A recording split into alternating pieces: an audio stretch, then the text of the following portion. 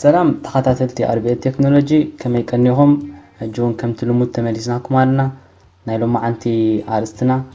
بزعبا أوس بيلدين ياخدكون كم نفلتو أوس بيلدين دجمرو لعلت نقربي دمتزولو قرينا أبتا أوس بيلدين لنا قرينا ودينا لنا قرينا ون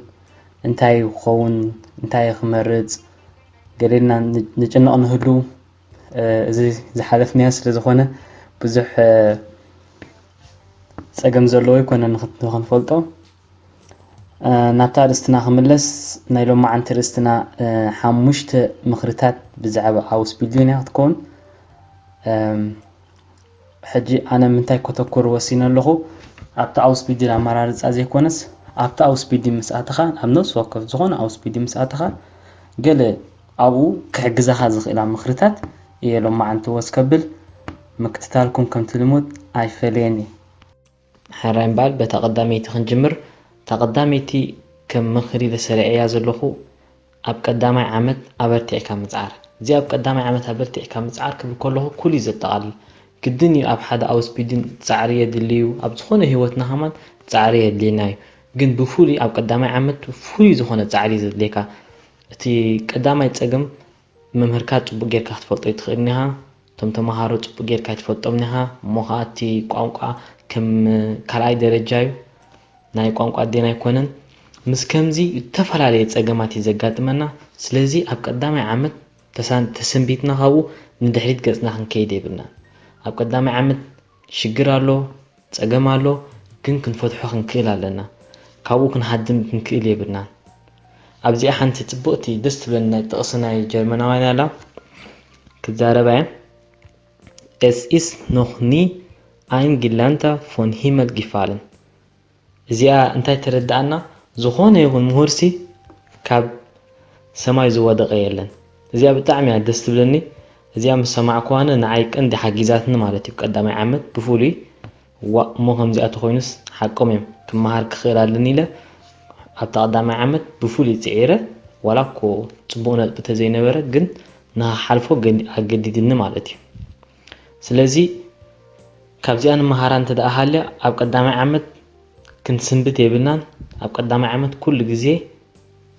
إتا تقبعنا إتا كنت فلتا زدلينا نعات راي حزنا تماليسنا ها طبو جيرنا تتقدقيمنا قدامي عمد أخولي وقدامي عمد طبو جيرنا نحرفو نخيرنا ولا حانت شجري يقولون تسانابيدنا ندحيت كنت ملسي يبلنا حراي أبتا كاريت من سنسجر تغاليتي انتاي كقاتم يمثلكم اب اوس بيدي مبزحتو بكرات ببزحي زقاتم اذا خابتي قدامي عمد كالي عمد ازيو اشغار سلمتاي اتي اوس بيدين سقاب 3 عمد تخودو بزح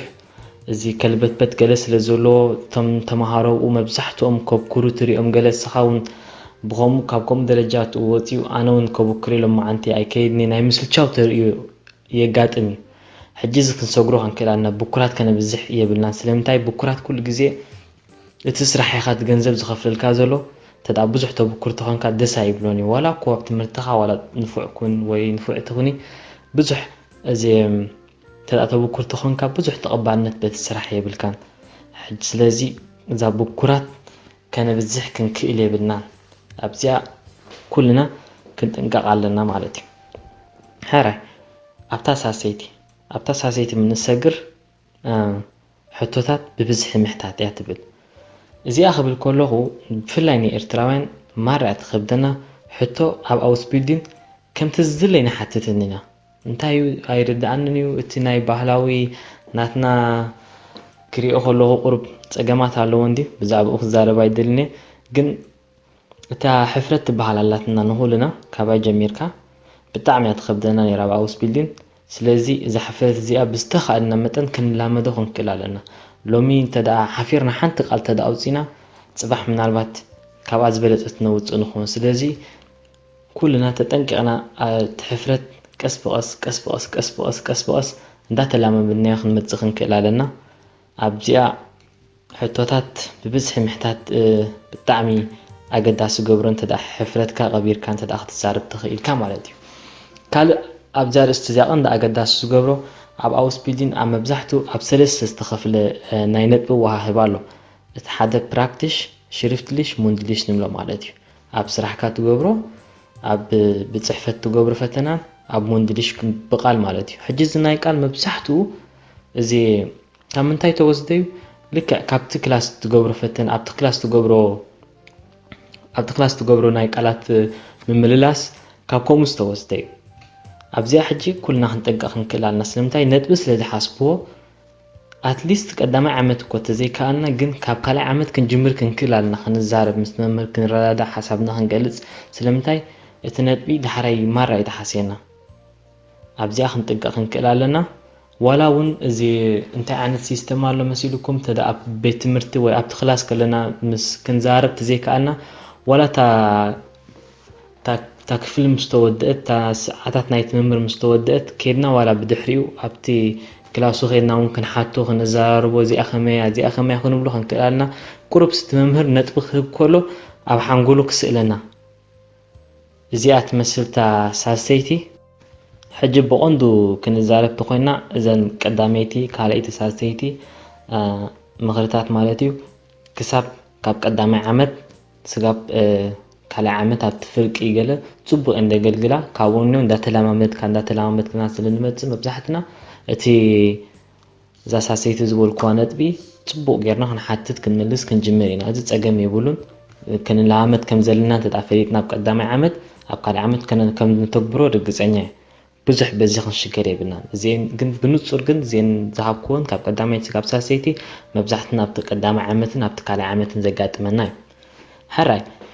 ካብኡ ካልኣይ ዓመት ሳሰይ ዓመት ካልእ ፍሊ ዝበለ ጸገማት ይዘጋጥመና እቲ ትምህርቲ ክኢድና ያለና ክንምልስ ክንሓትት ከም ዘለና ፈሊጥና ኣለና ቁርብ እቲ ኣውን ሰርሖ ስራሓት እውን እዚ ክሕግዘና ይብቲ ኣውስፒድን ኩሉ ግዜ ከምቲ ዝነበርናዮ ኮና እንደው ክንብል እንዳማዕበልና ንኽመጽእ ኣነ ሕጂ ብፉሊ ታ መበር ራብዒቲ ካልእ ክሰርዓ ወላኮ ክዛረበላ ደሌታ ይነበረንን ግን ግድን ወላ ኣብ ህይወተይ ስለ ጽልዋ ስለ ዝገበረት ግድን ይኽዛረበላ ከምኡኻ ክፍለጥ ከም ዘለዎ ኸኣ ድሕሪ ተዛሪብካሉ ኢኻ ጽቡቕ ሕራይ ሕጂ ብዛ ራብዒቲ ማለት እዩ ኣብቲ ካልኣይ ዓመት ከባቢ ሳልሳይ ዓመት ብልክዕ ማለት እዩ እንታይ የጋጥመና ዓሌታውነት የጋጥመና ኣብ ኣውስፒድን ዓሌታውነት ኣሎ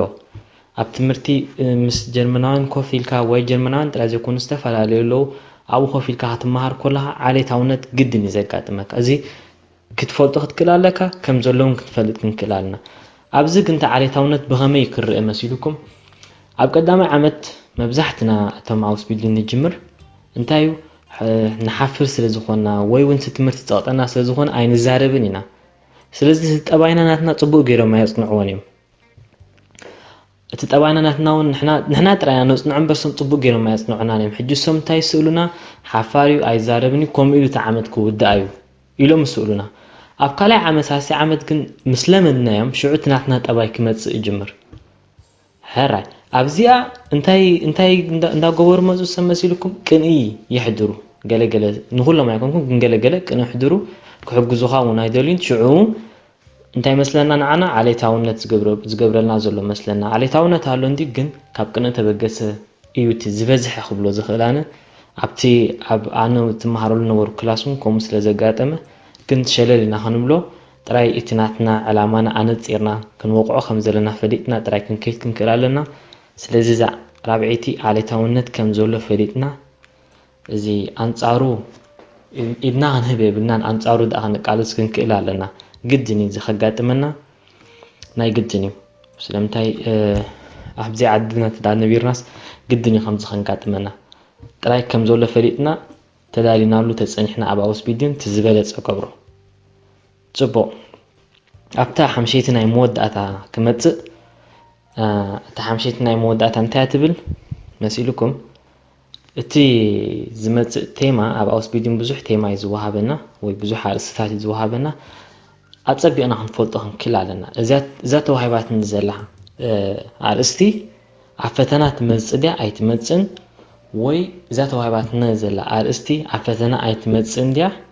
ኢልና ክንፈላለየን ክንክእል ኣለና እታ ትመጽእ ኣርእስቲ እንተዳ ኣብ ፈተና እንተዳ ትመጽእ ኣርእስቲ እንተዳ ኮይና ቀጢፍና ኣጽኒዕና እዚ ክንሕዛ ክንክእል ኣለና ግዜ ክንህባ ክንክእል ኣለና እታ ዘይትመጽእ ግን ንሽሙ ጥራይ ርኢና ተረዲእና ከምኡ ከም ዘሎ ፈሊጥና نابتي كالي وانينا هنكيد كنكلالنا سلامتاي بزح سرحات سلازولوبو مجمرتات فتنا زمتسكا تيما ويدما ارستي ጽቡቅ ጌርካ ከተላልዮ ክትክላለካ ጽቡቅ ጌርካ ኣብኡ ክትጽጽናዕ ክትክላለካ ካብኡ እቲ ቴማ ኣብ ቴማ ዘላ አርስቲ ወይ ካብቲ ቴማ ዝወሃበካ ኣብ ፈተና ዘይመጽ አርስቲ ማለት እዩ ንሱ እቲ ምስ ወዳእኻ ሽዑነት ተጽንዖ ሕጂ ኣብ ሳልሳይ ዓመት እንታይ መሲልኩም ኣብቲ ናይ መወዳእታ ግዜ ፈተና ምስ በጽሐ ብዙሕ አርስቲ ይወሃብ እዚ ፈተና ዝሎ እዚ ፈተና ኣብዚ ሕጂ እዚ ክሪኤቲቭ ክንኮን ኣለና ኣይናይ ፈተና እዩ ኣይናይ ቴማ እዩ ወይ ኣይናይ አርስቲ እዩ ክዕውተን ዝኽእል ኣይናይ ፈተና ያኸ ብዙሕ ክሬዲት ዘለዋ ወይ ብዙሕ ነጥቢ ክትብ ትኽእል ኣብ ኣሽዑ ኣተኪርና ንጽዕር ንዓ ተምጺና ጽቡቅ ጌርና ክንሓልፍ ንኽእል ማለት እዩ ስለዚ ዛ ሓምሸይቲ ቀላል ኣይኮነትን እንታይ ኣትብል ብሕጽጽ ዝበለ ክደግማ ክፍትነ እቲ ዝመጸና ኣርእስትታት ናበይ ንኽፈልጦ ክንክእል ኣለና ኣብ ፈተና መጽእ ድዩ ዶስ ኣይመጽን እዩ እዚኣታ ኣገዳሲ ገብሮ ማለት እዩ ስለዚ እዚአን መስላሉ ማዓንቲ ዘን ሓሙሽተ ምኽርታት ካልኦት ሰባት እውን ንዖም ብኻልእ መንገዲ ክገልጽዎ ክእል እዩ እዚ ናተይ ርእይቶ እዩ ትንዓይ ኣገዳሲ ዝብልኮን ዘን ሓሙሽተ ርእይቶ ሂበኩም ዘን ሓሙሽተ ነጥብታት ናይ ሎም ማዓንቲ ነዚ መስላ ኣይ ሆፕ ሓጊዘናኹም ክኾና ተስፋ ገብር ወይ እውን ክሕግዛኹም ነዞም ብሕጂ ትጅምሩ ንኹልኹም ዞም ብሕጂ ትጅምሩ ኻ ብፉሊ ኣጆኹም ኣይትሕመቑ ኣውስ ቢልዲን ጸገም ዘለዎ ይኮነን ጥራይ ጻዕሪ ዘድልዮ ዝጽዕር ሰብ ከዓ ግድን ይኽዕወት እንተዳ ብፉሊ ሓገዝ ተደልዩኹም ብፍላይ ኣብ ኮምፒውተር ኢንፎርሜሽን ባዕሉ ሮቤል ኣሎ ኣብ ጊዞን ሃይት ክራንከን ፍሌገ ከምኡ እውን ሃልተንት ፍሌገ ኻ ብፉሊ ክንሕግዘኩም ንኽእል ኢና እንተዳ ዓቕምና ተኾይኑ ዘፍቅዶ ተኾይኑ ጸገም ዘለዎ ይኮነን ጥራይ ዓቕሚ ዝሓትት